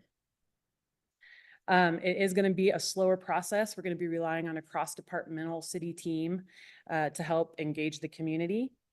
And then progressing beyond the 30% preliminary level, We'll know which sidewalks need to come out, which can stay, how much concrete we'll be adding. We'll start to get an idea of the cost, and we'll get that first cost estimate at the 60% level and be able to really utilize or finalize the utility side of that project. That information will be made public to the community and to council. And then at that point, there won't be further work on Downtown Next Step until further council action. And then just a reminder, there is a study session scheduled for October 1st. And at that study session, we were planning to provide council with results from the community questionnaire. We were going to report on the focus group and the forum that was hosted by BID, the Chamber and Local First, and then also the Engage Forum that is scheduled to focus on Downtown Next Steps next Tuesday on the 24th. And then provide our design status and changes that have been incorporated based on feedback. Thank you, Sarah. I move to approve Resolution R-2024-54, providing direction to city staff to complete the design phase and pilot project for Downtown's Next Step, but not pursue the construction phase, and suspend any spending towards the construction phase of Downtown's Next Step. I'll second. Council discussion. I will start. Oh, is that okay? Yes. Okay. Since I brought this up, I figured I'll just kind of get in there and launch. I think I've been a part of many public outreach from the time where I remember seeing design documents of shutting down Main Street all the way through where we're at today. And I've been a part of those discussions. I've seen your efforts. And so I do want to say but it's easy for me to see them because I'm an elected official. I sit here every day. I see every single time something comes across my desk. And so hearing the frustrations of business owners that maybe are just hearing or getting involved in this now, I think and being a part of the last session where we all sat down. I think it was really eye-opening to me when I was talking to business owners and we were talking about the utilities. And I said the whole reason this project got brought up is because we are going to rip up Main Street. And they were like, what? You're going to do it even if we don't do next steps? And it's like, that's what happens when we upgrade utilities. And so I think there's a couple narratives that are happening that I think it's just good to slow down on and make sure all business owners know, if there's option A, B, and C that city council is looking at, why we're looking at it. And if we're going to rip up Main Street anyways, why not do it intentionally and with our best, foot forward and really making sure we understand all the positives and negatives. And I mean, if we rip up Main Street for utilities and then 5 years later, council comes back and wants to improve, ADA parking spaces or transit stops or whatever, it just seems like a waste. And so slowing down and doing it intentionally, I think it's important. Also, seeing the talk online, especially of people, false information getting spread about people saying that we're spending the 2005 reauthorization on next steps. I think for me as one counselor, that project, the police department, city hall project, is so important. I don't want any misinformation or any possibility that it could get crossed. And so those were two kind of big things for me and the reason to pause. And I do think it's fiscally irresponsible to try to be doing two of these projects and talking about construction at the same time. I think in order to really grasp what this project is going to be, we do need full design documents. I need to see how much utilities are going to cost. We have no idea.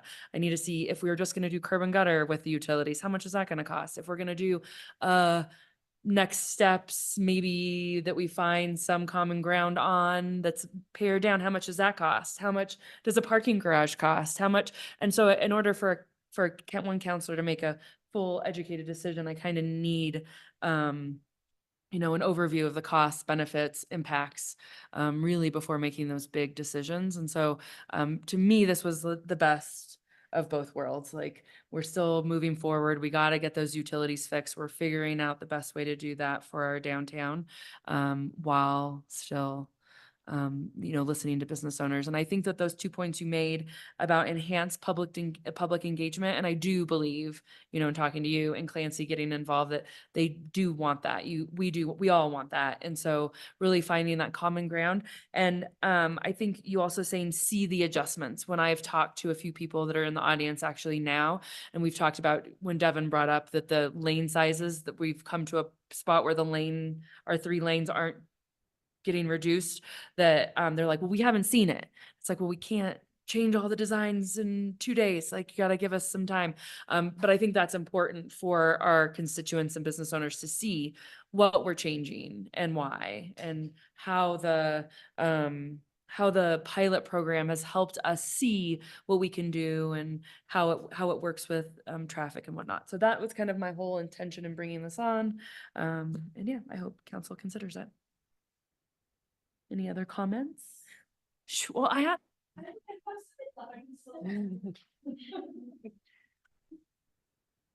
Thank you for that presentation. Okay, so in plain language, and this is just for the benefit of the community.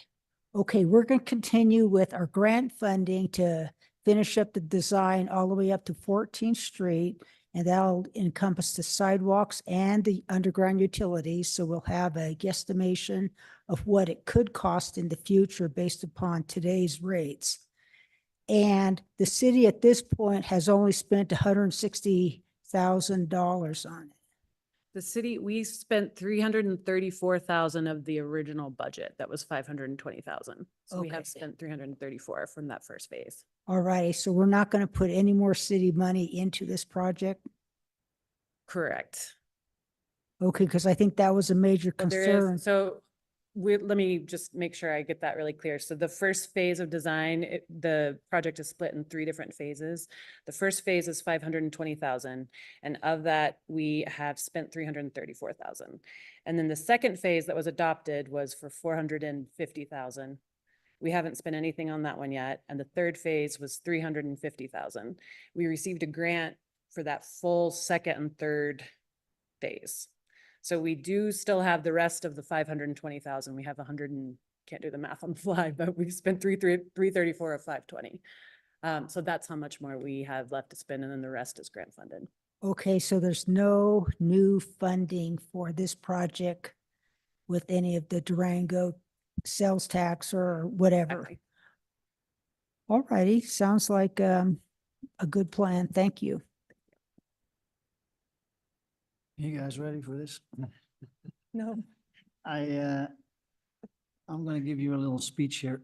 I checked on OpenGov this morning to try and get an indication of what we have spent in prior years, including the approved budget for this year, which is not necessarily spent. That is an amount of $1.9 million.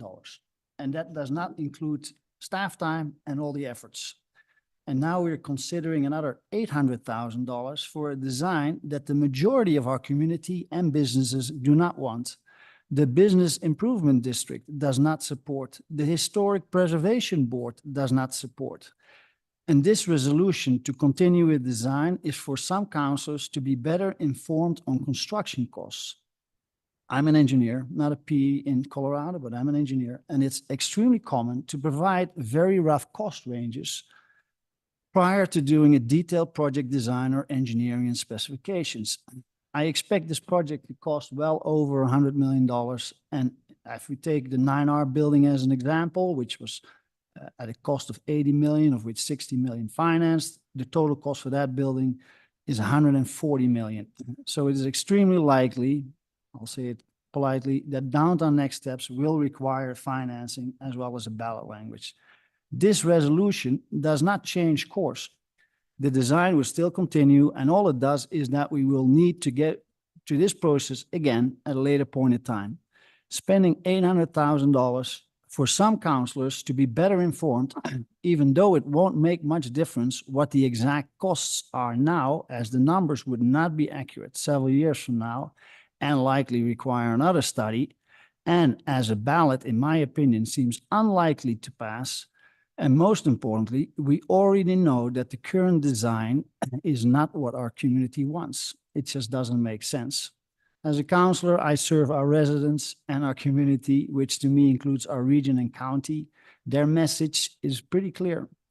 It is easy for counselors proceed with the studies and buy time and maybe pass the decision to future council and leave our community and all the residents that have gotten frustrated and have spoken up left to hang. It is easy to not take responsibility or do what we are elected to do. Regarding the padlets that we recently installed at a cost of $140,000 or $200,000, they were to expand the sidewalks and give our community a sense of the design of next steps. The one near Maria's bookstore has been filled with flower pots. They look very nice, but what does that bring in the experience for an expanded sidewalk unless you want to have a flower garden? And then the padlets further south, which I'm glad to hear that you are removing. I never see anybody using this. Total disaster. So if it was up to me, they would all be removed instantly, especially before the next event, which is the cowboy gathering. Regarding parking, I do believe we have a parking issue, and it seems a large amount of our people believe so too. And it's not from recent, this is for many, many years. The last parking study that addressed supply and demand was done 24 years ago. There was a study 2 years ago, which was a parking management study, which is a consultant-based study that had many consultant and technology-intensive recommendations, meaning parking permits, mobile payments, flexible parking passes, etc. It did not address parking supply and demand. There was one appendix that included partial capacity data, and that to me clearly showed we have a parking problem from College to 11th Street and Main Avenue to 4th Avenue for about 4 or 5 months a year. So, and no, we do not have a parking problem at the transit center. The issue lies on the east side of Main Street, and the city, just so people know, the city owns 2 lots used for parking. I understand on 2nd Avenue and several other streets, other lots on that street. So a solution, simple solution, could be a parking structure there. But equally, if not more important, in my opinion, is better connectivity for bikes and pedestrians to downtown. And I have brought this up numerous times, along with solutions to connect from the south, the west, and the north. The Midtown Connectivity project, which would address the connection to the north, in my opinion, is a total disaster with safety concerns and impacts to those residents, and in my opinion, an accident waiting to happen. And I provide an option along the train tracks from the, I'm going to make a motion if I can extend my time for 3 minutes. I don't see a second. Motion fails. Motion fails? Okay, that's interesting. Do you have? The only thing I would say, so we are not spending any, we're spending grants on the second and third phase design, correct? And so if we did not spend that design money grants, we'd have to forfeit that money back to the granting authority, correct? And probably be blacklisted from future grant opportunities in the future. I would, you Likely. could assume that we Great. would probably get pinged. So yeah, I'd hate to be, miss out on future opportunities if we don't move forward on this. And then also, how many spaces will be added when the PD and City Hall potentially move to the new facility? For the total, I think it was 110, roughly 110 more parking spaces available. And how many are we going to potentially lose with the downtown's next step potentially? We don't have the exact number. We know for sure it will be less than 49, which was the highest reduction impact that the conceptual plan indicated, but we know it's going to be far less than that. So net increase of 70 on the east side of Main. In the worst case scenario, yes. Okay. Worst case scenario, we net 70 more parking spaces on the east side, which is very much needed. Noted. Thank you. Anything else? There, am I on? I think I would just add my comments that I think pausing right now is the right thing to do. I think that these projects have historically, projects of this magnitude are they're big for our community. They're huge. I think that pausing is good for everyone in the community to make sure we get it right. I think stepping back gives us time for robust community engagement to really understand community priorities better. And very importantly, I think for me on this project is by pausing to give us time to build more consensus. I think that's what we want to see before this type of project goes through. You want to see better consensus to ensure that we're meeting the needs of our residents and our businesses. I think the 32nd Street Bridge is such a good example. It was an extremely contentious project for our community. It took a very long time for us to get it passed. And in the end, it was the right thing to do, to take the time and to make sure we did it right. It's beautiful. And it's a wonderful project. I would like to see that take place with any work that we do downtown. I think that I would just add that, infrastructure repair, we've heard it from several of our organizations, is going to be key. It needs to be done. I would add to that our sidewalks need to be repaired very much. They're in bad shape and we need better ADA accessibility. I can tell you as someone who's walked around downtown in crutches, it's really not an easy situation to finagle. So I think I'd like to see the counselors better informed with projections and cost estimates into the future. So I think that that's wise to continue going forward with the grant funding. And I think it's important to finish the design to understand the costs fully, not surmise and take guess of what those will be, but to have actual data in front of us completed by professionals. So I just wanted to add that. Thank you. Would you like to take your round 2, 3 minutes? Yes, I would Great. like, I'll respond on the infrastructure. I completely agree that we need to have good infrastructure and we need to be proactive on this. Does that mean that all of a sudden all of Main Street is damaged and requires immediate replacement or renovations? I think the city has very qualified staff and it would be good to have this presented separately to council. There is a saying, do not fix what is not broken. And given the history and experience in college, once you start, you may open a can of worms. The bottom line for me is that this resolution does not change course. The design would still continue, and all it does is buy time for city and council as it moves forward. And even if this would proceed, construction is multiple years out. And that will trigger the whole same circle for our community in the hope that they get hurt. I, for one, cannot in good conscience support this resolution. To me, this would not be fiscally responsible, nor meet my fiduciary duty to spend another $800,000 for something our community and businesses clearly do not seem to want. I have questioned or voted against most of the aspects that have been taken associated with Durango Next Steps over the past year. And I think there's easy ways out for council to save face a little bit, but I guess that's not where we're going. The grants is the only reason why you would you could consider using this, but as soon as you apply and use these grants, when the state looks at our area, they will say, oh, we already spent so many millions on this area. Now we're going to spend it on whatever, Montrose. So even though it is not, I think it's very unfortunate. I'll leave it at that. Yes.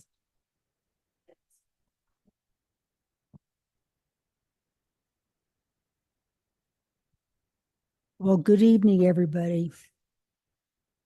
I'm going to vote for this resolution because I think it's not the council saving face. It's the council reconsidering all the input we've had from the community the last several months.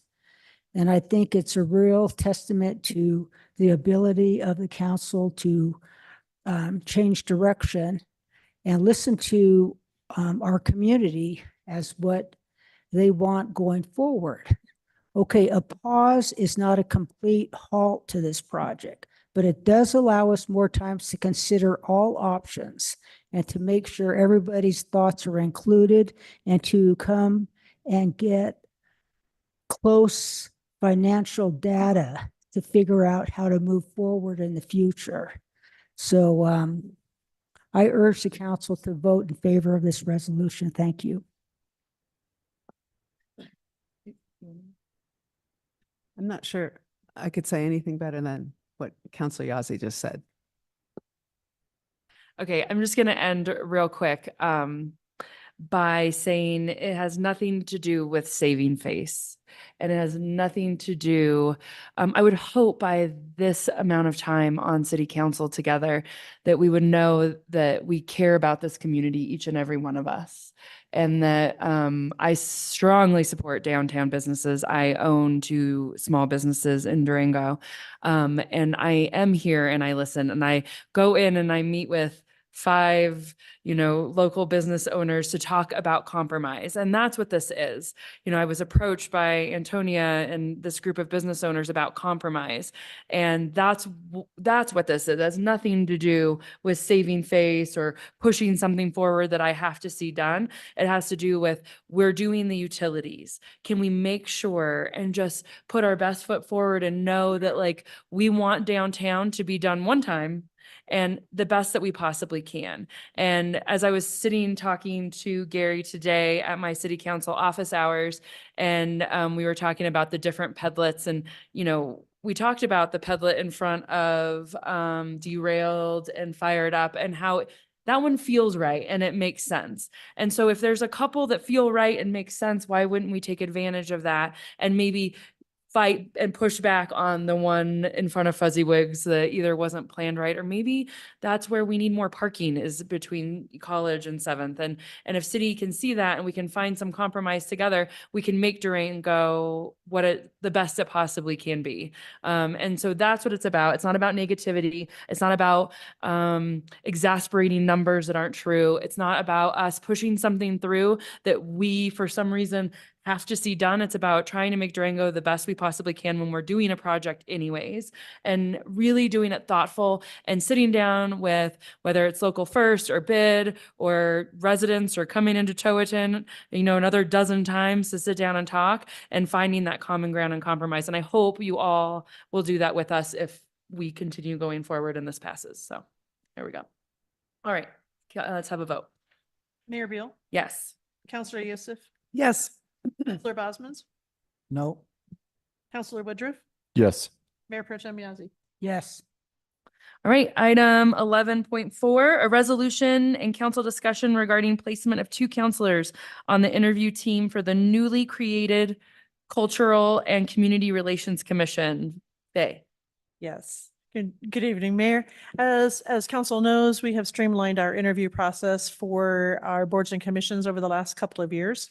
We have moved from all of council interviewing every single candidate, which was very time consuming, to an interview team of 2 counselors and usually the board chair. When we have a new board, we generally will have 2 counselors and the staff liaison because there isn't a board chair in place to fill that role. We have not had any assignments of counselors to this new board because it is a newly created board. So looking for direction from Council who would be on that interview team along with our staff liaison. Do you have an idea of when the interviews would approximately be done? The applications close on September 20th, and we are hoping to have them on the October 1st meeting. So the interviews would between September 23rd, which is the Monday, and October 1st on that council meeting.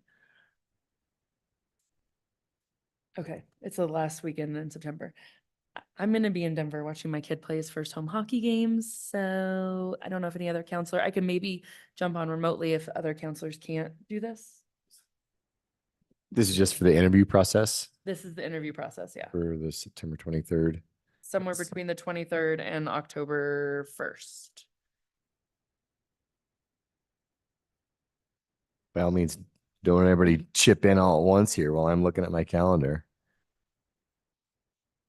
I might be traveling during that period till the earlier part of October. Yeah, I'm mostly available.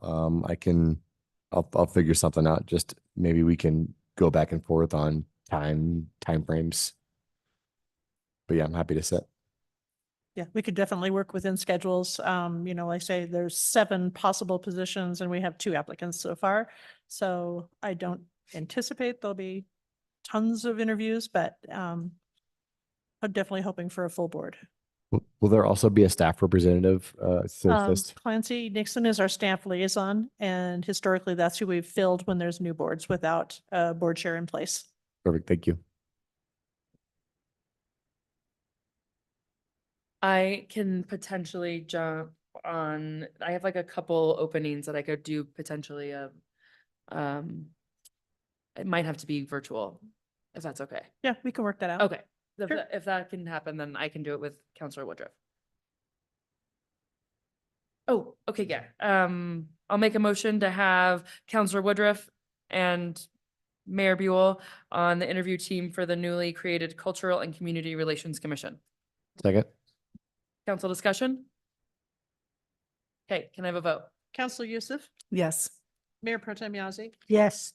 Counselor Woodruff, Yes. Mayor Buell, Yes. Counselor Bosman's. Yes. All right, item 12, there's nothing under first consideration of ordinances. Item 13, public comment on city matters not scheduled for a vote tonight. Is there anyone signed up? I feel like it's just all us, team. Would any members of staff like to come up and make a public comment?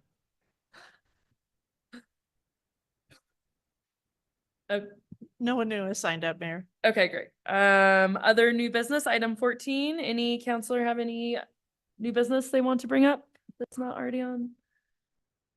All right, the next item on the list is adjournment. All in favor? Aye. Great. See you next time.